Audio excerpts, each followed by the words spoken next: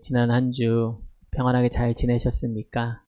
예, 지난주에는 저도 몸이 좀 많이 안 좋았고, 우리 아픈 식구들이 많아서 좀 휑하게 예배를 드렸습니다. 또 다시 건강한 얼굴로 다시 만나뵐 수 있게 해서 참으로 감사합니다.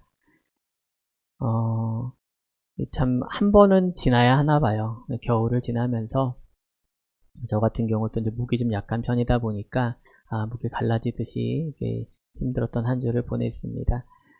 이제 고난 가운데 은혜가 임한다는 말을 제가 참 살면서 많이 느끼는데, 이번 지난 한 주도 그랬던 것 같습니다.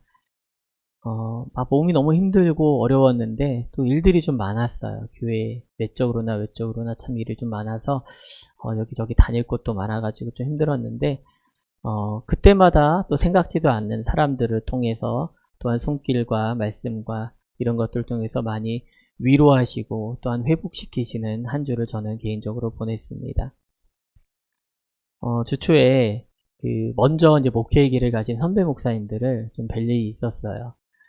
다른 지역에서 목회하시는데 한번 보자 말씀하셨는데 딱 자리를 잡아서 자리를 마련해 주셔서 사실 제가 낄 자리가 아닌데 불러주셔서 아주 맛있는 것도 먹고 하면서 좀 먼저 가신 그 일을 통해서 좀 어려움이 있겠지만은 힘내고 지금 주어진 일에 대해서 어떻게 해야 될런지에 대한 직접적으로 말씀하지 않으셨지만은 이렇게 얘기해 주신 것만으로 참 위로가 되고 많은 격려가 되었습니다. 또 주중에는 뜻하지 않게 원래는 다른 지역에서 오랜 시간 동안 한동안 못 봤던 친구가 이 멀지 않은 곳에 담임 목사로 부임을 좀 했습니다. 그래서 예배 때는 가보지 못했는데 식사 자리가 우연히 마련이 돼서 오랜만에 한 20여 년 만에 만나가지고 학교 얘기도 하고 참 마음이 편해요. 뭐 특별한 얘기 하지 않아도 요즘 얘기하는데도 옛날 생각도 나고 하면서 좀 풀어지는 듯한 한 구석에서는 그런 시간도 보내면서 맛있는 것도 먹고 하면서 조금 회복이 됐습니다. 목회를 하다 보니까 참 주변에 생각지도 않게 많은 다양한 사람들과의 교제를 하게 됩니다. 또 교제를 해야만 하기도 하고요. 근데 어떨 때는 힘이 들기도 하는데 또한 그 사귐과 교제 가운데 주님께서 뜻하지 않은 사람들과 손길들을 섬김을 통해서 여전히 나를 사랑하고 계시는구나. 나를 다시 한번 세워주시려고 하는구나. 라고 하는 그런 사랑과 하나님의 뜻을 발견하곤 합니다.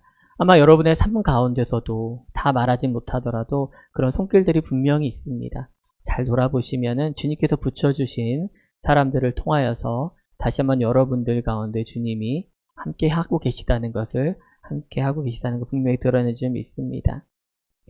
이 사도 요한은요, 오늘 이 요한일서를 성도들에게 쓰면서 우리가 주님과의 사귐 가운데 있다고 분명히 얘기합니다. 우리가 주님과의 사귐 가운데 분명히 있다. 하나님 아버지와 또한 예수 그리스도의 사귐은 결국 우리를 어떤 길로 인도하냐면요. 우리 가운데 기쁨이 충만한 그 자리로 우리를 인도한다고 분명히 오늘 요한 1서 1장에서 이야기를 합니다. 그래서 사실은 우리가 이 자리에 모두 같이 앉아 있잖아요, 여러분들. 또 위로는 우리가 하나님께 예배를 드리지만은 우리가 또한 주변으로는 우리 가운데 사귐이 있는 줄 믿습니다. 오늘 성경별 설교 46번째 시간으로 이 요한 1서를 좀 같이 나누려고 합니다. 예수님의 12제자 중 가장 마지막까지 살아남아서 요한복음 물론이거니와 요한 1, 2, 3서와 요한계시록까지 남긴 것으로 알려진 이 사도 요한은요. 최후에는 반모섬이라는 곳으로 귀향을 가게 됩니다. 그래서 그 섬에 유배되기 전, 약 한 기원 후 95년 전에 이 성경이 쓰여졌다라고 성경학자들은 우리에게 말해줍니다. 성경은 항상 그 시대적 배경을 담고 있습니다. 당시 사도 요한이 이 요한 일서를 쓸 시기에는 사회적으로, 종교적으로 영지주의자들의 공격이 굉장히 심했습니다. 그래서 순수한 복음이 변질될 위험에 놓여 있었고 일부 성도들은 혼란에 빠져 있었습니다. 이 영지주의자들이 어떤 사람들이냐면은 영이라고 하는 것은 굉장히 순수하고 또한 반대로 육이라고 하는 것도 굉장히 악했고 타락했다라고 하는 극단적인 이원론적인 자세를 가진 사람들이었습니다. 그래서 처음에는 극단적인 금욕주의로 나아갔던 사람들입니다. 그런데 이것이 또 변질돼서 나중에는 또한 다시 한번 극단적인 쾌락주의에 빠지기도 합니다. 이런 시대 흐름 가운데 그리스도인들은 말씀을 온전히 붙들고 우리 가운데 주어진 진리의 복음이 무엇인지를 다시 한번 확인할 필요가 있었던 것이죠. 심지어 그들은 그렇기 때문에 육신을 입고 우리 가운데 오신 예수 그리스도를, 성육신하신 예수 그리스도를 부인할 뿐더러 육체의 부활에 대해서도 거절하며 거부하는 태도를 보였습니다. 그런데 이러한 상황 가운데 사도 요한이 바로 앞서 말씀드린 대로 1장을 시작하면서 먼저 이야기를 하는 거예요. 뭐라고요? 영적인 존재의 하나님과 또한 육체를 입고 있는 우리 가운데 사귐이 있다는 겁니다. 영지주의자의 입장에서는 절대 같이 할 수 없는 존재지만 우리에게는 분명히 하나님과 우리 가운데 사귐이 있으며 그것이 우리 가운데 사랑으로 드러난다고 분명히 선포를 하며 이 요한일서를 시작을 하는 것입니다. 그렇다면 우리가 이 사귐이라고 하는 것이 무엇인지 알기 원합니다. 사귐. 우리말로 번역된 이 사귐은요, 신약 성경이 쓰여져 있는 헬라어로는 코이노니아라고 합니다. 아마 교회를 좀 다녀보신 분들은 어디선가 들어보셨을 거예요. 코이노니아. 교회에서 굉장히 자주 쓰는 단어 중에 하나인데요. 사귐 외에도 친교, 교제 이런 뜻을 가지고 많이 사용이 됩니다. 영어로는 펠로우십이라고 합니다. 펠로우십. 제가 이제 구글에서 한번 펠로우십을 가지고 이미지로 검색을 한번 해봤어요. 그랬더니 이런 이미지들을 우리에게 보여주더라고요. 펠로우십이 어떤 느낌의 단어인지 아마도 이 이미지를 통해서 조금 더 느껴볼 수 있지 않을까 싶습니다. 그러니까 우리말로는 사실 코이노니아 하면은 친교, 사귐, 교제 등을 이렇게 말하면서 막 즐겁게 놀고 어울려서 맛있는 거 먹고 막 그런 장면만 떠올릴 수 있는데요. 이미지를 보니까 어떤가요, 여러분들? 그런 느낌도 있지만 뭐 연합하는 느낌, 협력하는 마음, 협동하는 자세 그런 뉘앙스가 많이 느껴지지 않습니까, 여러분들? 실제로 성경에서요, 이 코이노니아라고 하는 단어가 어느 구절에서 어떻게 쓰였는지를 보면 우리는 좀 더 성경적인 의미를 찾아볼 수 있습니다. 한번 말씀을 좀 보도록 하겠습니다. 고린도후서 9장 13절입니다. 이 직무로 증거를 삼아 너희가 그리스도의 복음을 진실히 믿고 복종하는 것과 그들과 모든 사람을 섬기는 너희의 후한 연보로 말미암아 하나님께 영광을 돌리고 우리 다음 두 구절 한번 같이 읽어보겠습니다. 시작. 이는 마게도냐와 아가야 사람들이 예루살렘 성도 중 가난한 자들을 위하여 기쁘게 얼마를 연보하였습니다. 내가 그리스도와 그 부활의 권능과 그 고난에 참여함을 알고자 하여 그의 죽으심을 본받아. 아멘. 지금 제가 이 색깔을 넣어서 한 이 글씨가 바로 코이노니아란 단어가 다양한 형태로 번역된 것을 보여주는 것입니다. 좋은 것만을 나누는 것, 그것이 사귐의 전부가 아니라는 것이죠. 사귐 가운데는요, 방금 우리가 읽었던 말씀에서 느끼는 것처럼 다른 사람을 섬기는 것, 그리고 가난한 지체들을 위해서 나의 것을 헌금으로 내어드리고, 또한 무엇보다 그리스도의 부활의 권능뿐 아니라 그 고난에 같이 참여하는 것, 그것이 바로 성경적 사귐이라고 오늘 우리에게 말을 해주고 있습니다. 종종 사람들은요, 그 진가가 어떤 기쁘고 즐거울 때가 아니라 어떤 사람이 정말 힘들고 어려움에 빠져 있을 때 드러난다고 말합니다. 우리가 초신자 때는요, 신앙이 조금 아직 연소할 때는요, 그저 행복하고 즐거워요. 그러니까 주님의 일에 참여하는 것도 어렵게 느끼지 않아요. 그런데 시간이 흐름에 따라 내가 힘들고 내가 어렵고 하면서 우리가 정말 진심으로 이 교제 가운데 이 사귐의 장으로 나아가는지 돌아볼 필요가 있습니다. 단순히 그것에 끝나는 게 아니라 방금 말씀에서 언급한 것처럼 내가 즐거움에 내 기쁨에 하는 것에 끝나는 것이 아니라 이제는 돌아보는 거예요. 나보다 더 어려운 지체를 돌아보는 눈이 열려야 되는 것이고요. 또한 노력과 물질을 기꺼이 내어줌으로써 섬기는 것, 또한 교회를 세우고 그리스도의 고난에 같이 참여하는 것, 그것이 드러날 때, 그런 신앙의 모습이 나타날 때 우리는 진정한 사귐 가운데 있다라고 말할 수 있게 된다는 것입니다. 결국 진정한 사귐이라는 것은요, 모든 것을 함께 하는 거예요, 여러분들. 좋을 때나 나쁠 때나 슬플 때나 기쁠 때나 그리고 우리가 같이 한 지체로 참여하는 것입니다.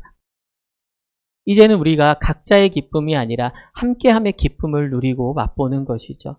그리고 그 장소와 그 연합이 다른 것이 아니라 바로 그리스도 안에서 이루어지는 것이라는 겁니다. 그래서 교회는요, 그냥 사람들의 모임이라고 말하지 않아요. 우리가 교회 안에서 누리는 이 코이노니아가, 교제가, 펠로우십이 그냥 우리가 먹고 마시고 즐기는 것에 끝나는 것이 아니라 바로 그리스도 안에 한 지체로 참여한 자들의 모임을 말하게 되는 것입니다. 그것이 진정한 교회의 본질이 된다는 것입니다. 우리가 이런 진정한 사귐이 무엇인지 알았더라면은 이제 우리는 주님과 우리 사이에 어떤 사귐의 증표가 있는지를 좀 찾아보아야 합니다. 연애는 어느 정도 해보신 줄 압니다. 물론, 네. 사람들은요, 이 교제를 사귀게 되면은 드러내고 싶어요. 예. 그래서 서로 둘만 가지고 있는 증표를 나눠 가지려고 하죠. 연애하는 사람 중에서 가장 대표적인 증표가 뭐예요? 반지입니다, 반지. 저도 가지고 있어요, 반지. 제 아내는 없어요. 저만 있어요. 제가 연애할 때 아내가 이 손을 쓰는 직업을 하다 보니까 반지를 못 꼈어요. 뭐 학생이라 사실 돈도 없었지만은, 네. 그런데도 이 사람이라는 게 티내고 싶잖아요. 그렇죠? 왜 그러냐면은 제가 돌아보니까 그런 것 같아요. 제가 아내를 만나보니까 한두 번 만났을 때 말이 너무 잘 통하는 거예요. 저는 이 사람 놓치면 안 되겠다. 그래서 내가 찜을 해놔야겠다. 어린 마음에 막 사귀자고 먼저 얘기하고 그랬는데, 근데 이게 증거를 내보냈는데 반지를 끼워 싶은데 반지를 안 끼잖아요. 찾아가고 다른 사람들 앞에서 내가 이 사람하고 만납니다라고 드러내고 싶고, 그래서 우리가 뭘 해요? 보통 뭐 어떤 사람들 커플룩을 맞춰 입기도 하고, 어떤 사람들은, 학생들은 뭐 하냐면 가방에 액세서리를 달아서 이렇게 몰래 또 하고, 연예인들도 티내잖아요. 보면은 파파라치들이 찾아내는 게 뭐예요? 똑같은 액세서리 한 걸로 찾아내기도 하더라고요.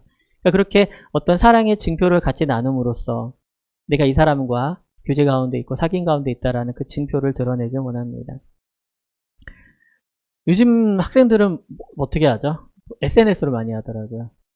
페이스북이나 단데 보면 연애 중이라고 딱 써 있어요. 누구와 연애 중인지 딱 링크하기도 하고, 아니면 뭐 카톡 프로필이라던가 인스타에서도 보면은 약간 뭐 D 플러스 몇째 이런 식으로 다 티를 냅니다. 이처럼 사람들은 누군가의 만남과 사귐 가운데 증표를 가지고 있기를 원하고 그 증표를 통해서 드러내기를 원하는 마음을 가지고 있습니다. 오늘 사도 요한은요, 편지를 쓰면서 사귐 가운데 있는 여러 성도들에게 이야기를 하는 거예요. 우리가 그리스도 안에서 사귐 가운데 있다. 근데 그 증표가 있어야 하잖아요. 그 증표가 뭐냐는 것입니다. 요한일서 1장 3절 말씀을 이렇게 말하고 있습니다. 한번 같이 읽어보겠습니다. 시작. 우리가 보고 들은 바를 너희에게도 전함은 너희로 우리와 사귐이 있게 하려 함이니 우리의 사귐은 아버지와 그의 아들 예수 그리스도와 더불어 누림이라. 아멘. 우리가 이 사람과 사람 사이의 사귐은 원래 그 사람 두 명이 주인공이잖아요. 그렇죠? 그런데 그 둘의 관계가 굉장히 중요할 거예요. 근데 사도 요한은 우리가 그리스도 안에서 우리의 사귐은 어떤 것으로 증표 삼을 수 있냐고 말하면은 바로 우리 안에 아버지와 아들 예수 그리스도와 더불어 누림이 있다라고 말하는 것입니다. 그러니까 우리 교우들끼리의 사귐과 교제 가운데 그 증표가 아버지와 예수 그리스도라는 거예요. 반대로 말하면은 우리의 교제 가운데, 교회 안에서의 교제 가운데 이 아버지 하나님과 아들 예수 그리스도가 없다면은 세상의 교제와 사귐과 별 차이가 없는 겁니다. 아무런 우리 가운데 그리스도 안에서 사랑이 이루어지고 교제가 있다는 증표가 아무것도 남지 않는다는 말입니다. 그렇다면 우리가 어떻게 아버지와 예수 그리스도가 우리의 사귐 가운데 계신지를 알아낼 수 있을까요? 사도 요한은 이 사귐에 대한 이야기를 계속 진행을 시켜 나가는 것인데 바로 2장에서 이렇게 말을 합니다. 요한일서 2장 3절에서 6절 말씀입니다. 우리가 그의 계명을 지키면 이로써 우리가 그를 아는 줄로 알 것이요 그를 아노라 하고 그의 계명을 지키지 아니하는 자는 거짓말하는 자요 진리가 그 속에 있지 아니하되 누구든지 그의 말씀을 지키는 자는 하나님의 사랑이 참으로 그 속에서 온전하게 되었나니 이로써 우리가 그의 안에 있는 줄로 아노라. 우리 마지막 절은 같이 할까요? 시작. 그의 안에 산다고 하는 자는 그가 행하시는 대로 자기도 행할지니라. 아멘. 사도 요한은 3장 10절에서 또 이렇게 얘기합니다. 3장 10절 말씀 같이 읽겠습니다. 시작. 이러므로 하나님의 자녀들과 마귀들의 자녀들이 드러나나니 무릇 의를 행하지 아니하는 자나 또는 그 형제를 사랑하지 아니하는 자는 하나님께 속하지 아니하니라. 결국 뭐라고 말합니까? 우리가 주님 안에서 사귐 가운데 있는 증표가 하나님 아버지와 예수 그리스도와 함께 더불어 누림이라고 말하면서 그것이 우리 가운데 어떻게 발현되느냐? 바로 우리가 그 말씀을 지켜 행함으로써 우리의 사귐이 진정성이 있음을 우리가 드러낼 수 있다는 것입니다. 그것은 우리뿐 아니라 교회를 벗어나 세상을 향해 드러나는 중요한 증표가 되는 거예요, 여러분들.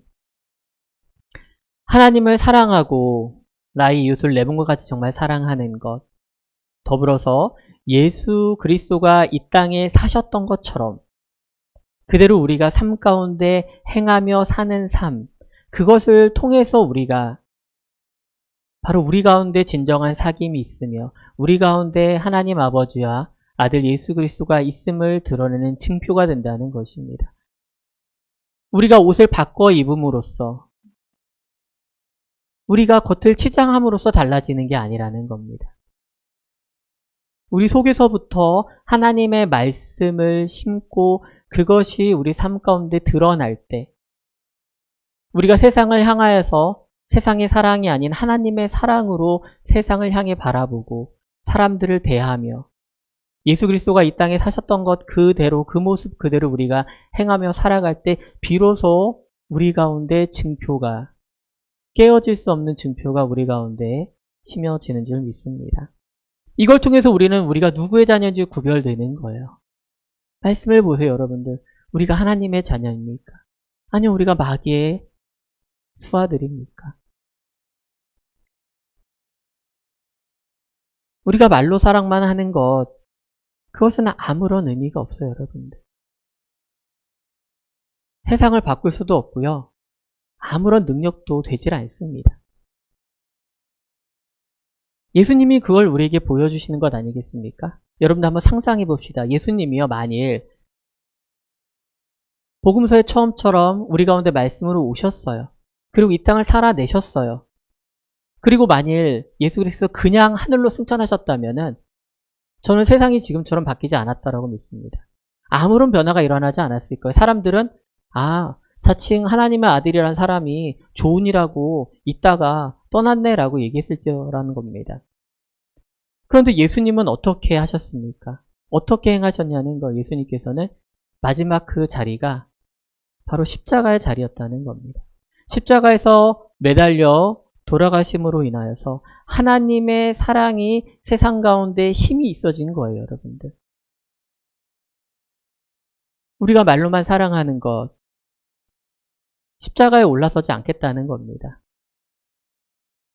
우리가 내 마음이 내킬 때만 사랑한다는 것, 내가 원할 때만 십자가 근처로 가겠다는 거예요. 그것은 오늘 성경에서 말하는 것처럼 예수 그리스도가 이 땅에서 행하신 대로 사는 삶의 모습이 아니지 않습니까? 우리는 선택적으로 행동하고 선택적으로 삶을 살아가는 사람들이 아닙니다. 그리스도인들은 그런 사람들이 아니에요. 예수 그리스도가 행하셨던 그 모습을 닮아가고 그대로 행하려고 노력하는 사람들이 우리 그리스도인들입니다. 그렇게 해야만 조금이나마 하나님의 사랑을 이 땅에 드러낼 수 있기 때문이고 그 사랑으로 이 삶이 이 땅이 변화될 수 있기 때문입니다. 사랑하는 성도 여러분, 우리 가운데 우리 안에 사귐의 증표와 우리가 하나님과의 사귐의 증표가 있길 원합니다. 그것이 오늘 이 말씀처럼 말씀을 행하는 손길과 발길을 통해서 또한 삶 가운데 행하라고 명령하신 그 말씀을 준행하며 지킴으로 인하여서 우리가 바로 이 땅을 살아가는 하나님의 자녀임을 드러내는 증표로 삼길 축복합니다. 마지막으로 사랑이요. 사귐 그 자체임을 알기 원합니다. 사랑이 사귐 그 자체입니다. 그 사랑에 대한 글을 막 이것저것 찾아봤어요. 그래서는 성경적인 것도 찾아봤는데 세상적인 거지만 참 재미있는 글 하나를 발견했어요. 그 세기말 감성, 싸이월드 감성에서 나올 만한 이 문구였는데, 그래도 이게 주는 감동이 있더라고요. 사랑의 단계를 7단계로 나눠서 간단한 영어로 쭉 나열해 놓은 게 있어요. 거기서 보니까 나와 상대방의 관계가 어떻게 달라지는지 보여준 아주 짧은 글이에요. 처음에는 뭐냐면 I meet you라고 나와요. 내가 너를 만났다. 여기 시작인 거예요. 뭐 끄덕끄덕 하신 분이 세기말을 살아가신 분들이 계셔가지고 이게 싸이월드를 하신 분이 아시나 보네. 전 처음 봤는데 그리고 나서 보니까 뭐 I think you 이렇게 바뀌어요. 그러니까 내가 이제 그 사람을 생각하기 시작한 거예요. 만나고 나서. 이런 계속 이제 관계가 진전이 됩니다. 보면 거기 좋아하고 사랑하고 뭐 갈구하다가 제일 마지막 단계에서 이렇게 끝나더라고요. I am you. I am you. 내가 상대방이 된 거예요. 상대방과 내가 그냥 같이 하나가 된 겁니다. 진정한 사랑에는 진짜 이런 부분이 있는 것 같아요, 여러분들. 진정한 사랑에는. 사랑이라는 게 사실은요, 여러분들, 나로부터 출발하거든요. 이 내 감정이거든요. 내가 중심이었는데요. 이 사랑에 진짜 빠지고 나면은 내가 전부가 아니라 이제는 상대방이 나의 전부가 됩니다. 상대방이 나의 전부가 돼요. 오늘 성경인 이 요한일서는요, 우리가 하나님과의 사귐에 있다고 선포하고 시작하지만 그 사귐은 사실은 하나님의 형용할 수 없는 우리를 향한 사랑의 결정체임을 또한 말해줍니다. 요한일서 4장 19절에 이렇게 그래서 말을 합니다. 우리 한번 같이 읽어보겠습니다. 시작. 우리가 사랑함은 그가 먼저 우리를 사랑하셨습니다. 아멘. 우리는 우리가 사랑한다고 생각을 해요. 내 힘과 내 능력으로 내가 가진 것으로 지체들을 섬기고 교회를 세우고 하나님 모르는 사람들에게 하나님의 사랑을 전한다고 생각을 해요. 근데 사랑의 선행이 다르다는 겁니다. 바로 하나님이 우리를 먼저 사랑하셨다는 겁니다. 먼저 사랑하셨다는 거예요. 기독교에서 빼도 남은 하나의 진리가 뭐라고 말씀드렸습니까? 하나님은 사랑이시라는 거예요. 근데 그 사랑이 나를 향해 먼저 향했다는 것. 그 진리를 우리가 알기 원합니다. 여러분들 연인들 간에 이렇게 이제 저도 결혼하신 분들한테 기혼자들하고 얘기하다 보면 옛날 얘기를 자주 하잖아요. 꼭 나오는 얘기가 있어요. 누가 누구를 쫓아다녔대요. 남편이 아내를 쫓아다녔고 아내가 남편을 쫓아다녔고 꼭 그 얘기를 해요. 이게 두고두고 논쟁이거든요. 여러분들 청소년 여러분들 잘 생각해야 돼요. 네. 누가 누구를 쫓아다니는지가 나중에 이 결혼 생활할 적에 이 근본적으로 누가 지고 들어가는지 결정하더라. 근데 요한일서 4장 말씀 뭐래요? 하나님 우리를 먼저 사랑하셨대요. 사실 하나님 우리한테 지고 들어오셨거든요. 내가 먼저 사랑해서 하나님이 날 사랑하는 게 아니라 하나님이 나를 먼저 사랑하신 거예요. 그래서 하나님은 사실은 우리를 향해서 지금도 절절 매실 때가 있는 거예요.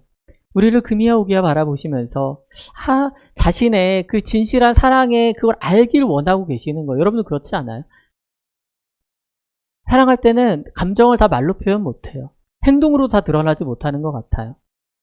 그러니까 이 방법으로 저 방법으로 말로도 했다가 선물로도 줬다가 다양한 방법으로 나의 사랑을 드러내기 원합니다. 그게 바로 하나님이 우리를 향한 사랑의 모습이세요. 어떨 땐 사람을 통해서 하나님의 사랑을 말하고 어떨 때는 질투하는 하나님의 모습을 통해 우리가 다른 곳으로 가길 바라지 않으세요. 그 결정체가 뭐예요? 바로 십자가에 매달리신 예수 그리스도, 하나님의 아들 아니시겠습니까? 그러니까 우리가 그 하나님의 진정한 사랑을 깨닫게 되면요, 여러분들, 그 사랑의 크기를 체감하게 되면은 어찌할 바를 모르게 되는 겁니다. 우리가 감당할 수 없는 그 사랑이 우리 가운데 먼저 부어졌기 때문이죠. 사도 요한은 그 사랑을 굉장히 깊이 체험한 사람이었어요. 그래서 사도 요한의 별명이 사랑의 사도, 예수가 사랑하시던 제자, 사랑하시는 제자. 그런 이름이 붙은 사람이었고 이 요한 1, 2, 3서를 통해서 하나님의 본질을 사랑으로서 가는데 우리에게 그 새로운 눈을 보여주고 있는 것 아니겠습니까? 사도 요한은요, 예수 그리스도께서 십자가에 매달리신 그 순간까지 그 발치에 있었던 사람이었습니다. 그는 세상에서 볼 수 없는 사랑을 목격한 사람이었고 그 사랑의 수혜를 받은 사람이었습니다.